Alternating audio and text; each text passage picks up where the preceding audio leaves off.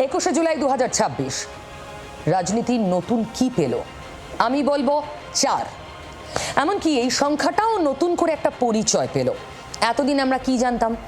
4 বেদ, চতুর্বেদ, 4 হাত এক হয়, 4 ধাম, 4 দিক, 4 দেওয়াল, সেটাও জানতাম।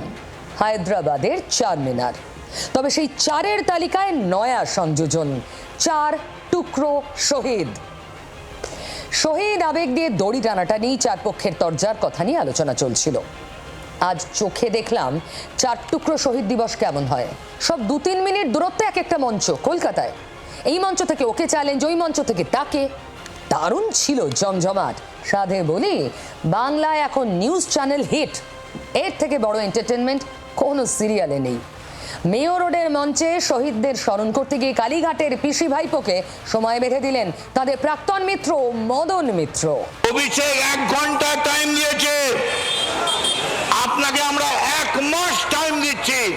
আপনি অভিষেকের হাত ছেড়ে দিয়ে তৃণমূল কংগ্রেসের এই যে তৃণমূলের ছেলেরা আছে তাদের হাত ধরুন। আমি 2 ঘন্টা সময় দিয়ে গেলাম। 2 ঘন্টার মধ্যে তুই এসে এই জনসভায় এসে বল আমি আমার অন্যায় স্বীকার করছি। মদন মিত্র যখন তার প্রাক্তন নেত্রীকে ডেডলাইন দিচ্ছেন তখন কালীঘাট চুপ না। তারামণ্ডলের সামনে সভা থেকে পিসি ভাইপোর যুগলবন্দি, সেখানেও ঝাঁঝালো রাজনীতি।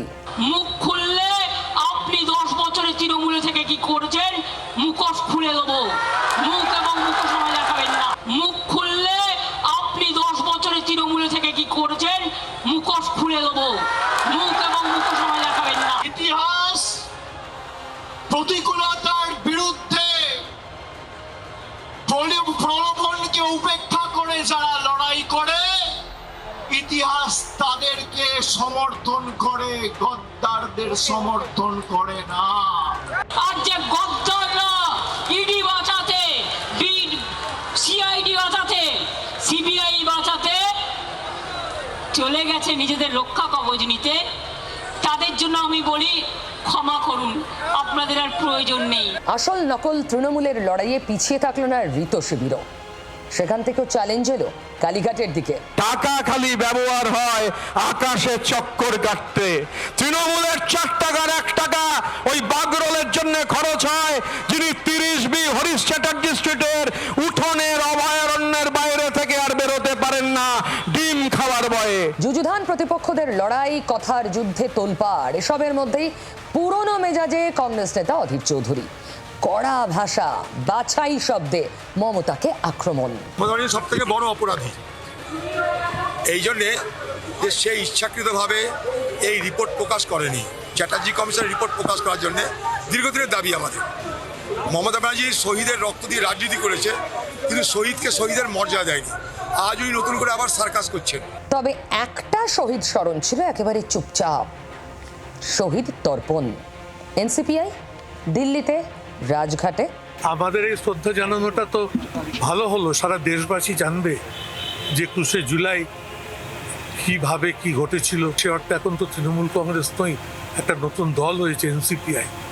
সেই পার্টির সঙ্গে 21শে জুলাইয়ের সম্পর্ক ছিল না, কিন্তু আমাদের অতীত প্রত্যেকের যেহেতু এই শহীদদের সঙ্গে যুক্ত, তাই আমরা আজকেও তাদেরকে ভুলতে পারি না, তাদেরকে নিয়ে শহীদ তর্পণ। এনসিপিআই সাংসদ সকলে আজকে এসে সেই পবিত্র আমাদের যে অনুভূতি, সেটা আমরা শ্রদ্ধার মার্পণে এখানে অর্পণ করলাম। নতুন দল, তবে অতীত তো আর বলা যায় না।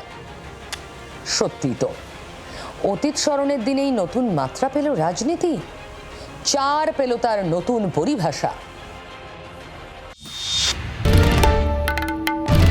বাংলার আওয়াজ, বাঙালির আবেগ, জি 24 ঘন্টা।